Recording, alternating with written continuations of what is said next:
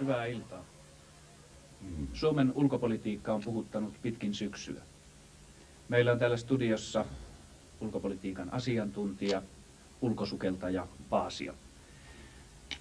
Ulkosukeltaja Paasio, kuka meillä Suomessa oikeastaan on oikeutettu ottamaan kantaa Suomen ulkopolitiikasta? Koneet on koneita. Sano Vänttinen Hostimia. Niin.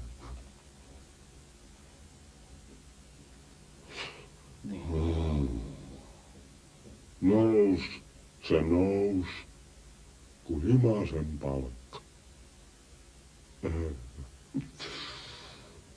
Ylös. Anteeksi, mikä nousi? Palkka. Niin, mutta eihän tämä nyt liity millään tavalla tähän. Himasen palkka. Joo.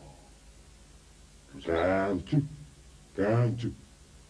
Se kääntyi, niin kuin himainen uskoo.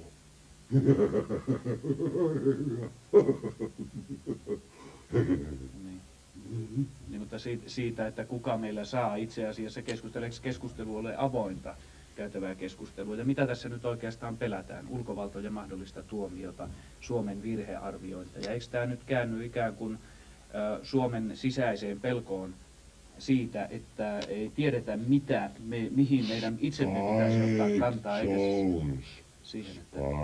Spike Jones.